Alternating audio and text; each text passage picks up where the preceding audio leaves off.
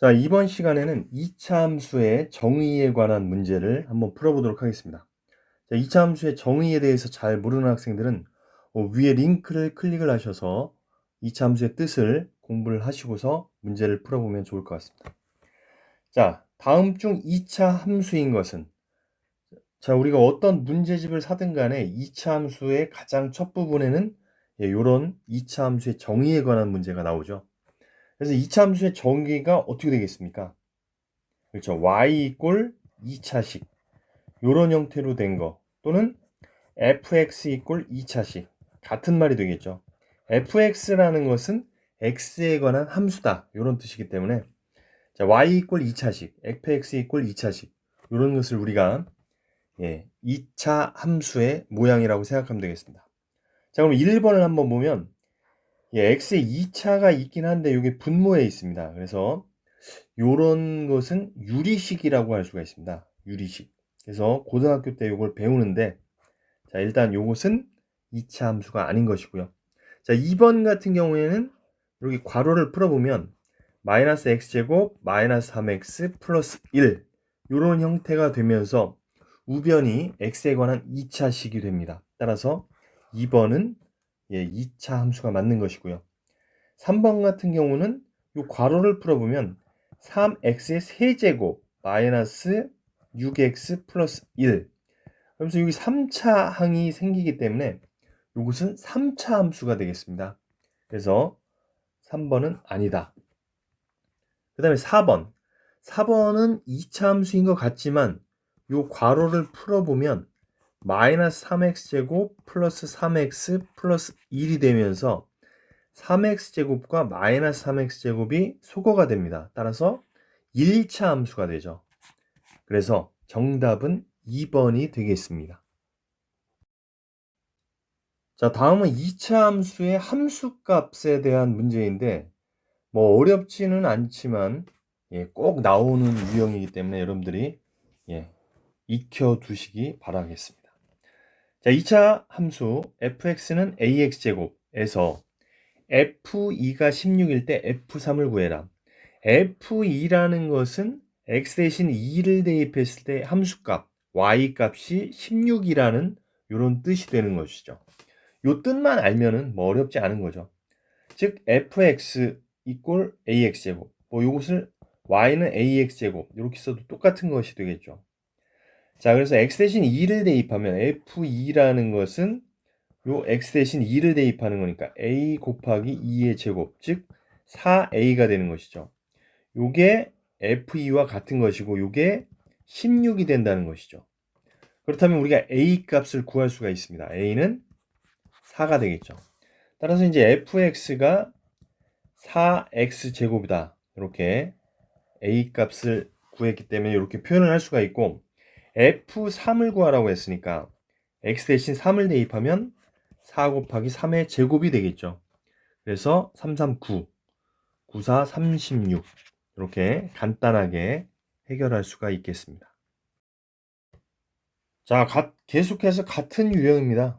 2차 함수 fx는 x 플러스 a 곱하기 x 마이너스 3에서 f2가 4일 때 f5를 구해라. 자, 이것도 마찬가지입니다. f5를 구하려면, f5를 우리가 이제 구하려면 x 대신 5를 써야 되는, 5를 대입하면 되는데, 그럼 5 플러스 a 곱하기 5 마이너스 3인데 a 값을 모르기 때문에 우리가 이제 값을 구할 수 없는 거죠. 그래서 a 값을 구하라고 f2는 4라는 이런 단서를 준 거죠. 자, 그럼 f2를 한번 구해 볼게요. f2라는 것은 2 플러스 a에 2 마이너스 3 요게 되겠죠. 요 값이 4라는 것이죠. 요게 이제 마이너스 1이니까 마이너스 2 플러스 a는 4다. 그럼 2 플러스 a가 마이너스 4라는 것이죠. 그럼 a는 2가 이항하면 마이너스 6. 자, 이렇게 해서 이제 a 값을 구했기 때문에 여기다가 대입을 하면 f5 값을 간단하게 구할 수가 있겠죠. 자, 그럼 f5라는 것은 5. a 대신 마이너스 6 대입하는 것이죠. 그럼 5 빼기 3. 그래서 마이너스 1과 2를 곱하니까 정답은 마이너스 2가 되겠습니다. 예, 계속해서 2차 함수의 함수값에 관한 문제가 되겠습니다. 같은 유형입니다. 자, fx가 3x제곱 플러스 ax 플러스 1인데 f2가 7이라면 f4를 구해라. 역시 f2는 7이라는 요 단서를 이용해서 a 값을 구한 다음에 f4를 구하면 되겠죠. 지금까지 풀었던 이제 이게 세 문제째인데 세 문제 다 같은 유형이라고 보시면 되겠습니다. 자, 그럼 f2를 한번 구해보죠. f2라는 것은 x 대신 2를 대입하는 거니까 3 곱하기 2의 제곱 플러스 여기는 2a가 되겠죠. 자, 요것이 7이라는 것이죠. 그럼 요거는 12 플러스 2a 플러스 1은 7 이렇게 되겠죠. 그럼 2a 플러스 13이죠. 13. 자, 그럼 2a는 13이 이항하면 마이너스 13이 되니까 2a는 마이너스 6. 따라서 a는 마이너스 3이 되겠습니다. 그래서 fx라는 것은 3x 제곱 마이너스 3x 플러스 1 이렇게 a 값을 구해서 쓸 수가 있겠죠. 자, 그 다음에 이제 뭘 구하라고 했냐면 f4를 구하라고 했으니까 자, 그럼 여기 x 대신에 4를 대입하면 3 곱하기 4의 제곱 마이너스 3 곱하기 4 플러스 1 이렇게 되겠죠. 그럼 4의 제곱은 16이니까 16과 3을 곱하면 48이 되겠습니다. 그 다음에 마이너스 12 플러스 1 그럼 49에서 12를 빼는 거니까 37이라는 정답을 얻을 수가 있겠습니다. 자, 이번 문제는 문장으로 서술된 것들 중에 y가 x에 관한 2차 함수인 것을 고르는 문제인데요. 이것도 많이 나오는 유형이니까 한번 잘 집중해 보시기 바랍니다. 자, y가 x에 관한 2차 함수인 것은 1번 한 변의 길이가 3x인 정사각형의 둘레의 길이 y. 자, 정사각형인데요. 정사각형의 한 변의 길이가 3x라고 했습니다. 그때 둘레의 길이 y. 그럼 둘레의 길이라는 것은 정사각형은 네 변의 길이가 모두 같으니까 한 변의 길이 곱하기 4를 하면 되겠죠. y는 12x가 될 겁니다. 따라서 이놈은 2차 함수가 아니라 1차 함수가 되겠죠. 그래서 이놈은 안 되는 것이고요. 자, 두 번째. 밑변의 길이가 x, 높이가 6인 삼각형의 넓이 y. 자, 그러면 삼각형의 넓이라는 것은 밑변 곱하기 높이 곱하기 2분의 1. 그래서 y는 밑변 곱하기 높이 곱하기 2분의 1이니까 약분해서 3x가 되겠죠. y는 3x. 역시 y는 x에 관한 1차 함수가 되겠죠. 그래서 이것도 아니고 3번 밑변은 한 변의 길이가 x 플러스 2인 정사각형이고 밑면은 한 변의 길이가 x 플러스 2인 정사각형이고 높이가 9cm인 사각뿔의 부피 y.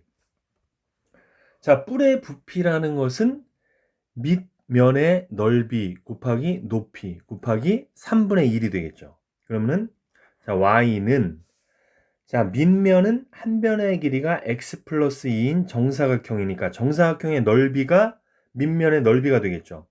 그럼 정사각형의 넓이라는 것은 밑면의 넓이의 제곱이 되는 것이고 거기다가 높이를 곱하고 3분의 1을 곱하면 이것이 바로 x와 y의 관계식이 되겠죠. 그래서 약분을 하면 3 곱하기 x 플러스 2의 제곱이 되니까 자, 우변은 전개를 했을 때 2차식이 되겠죠. 그래서 3번이 바로 y가 x에 관한 2차 함수가 되겠습니다. 자, 4번도 한번 보겠습니다.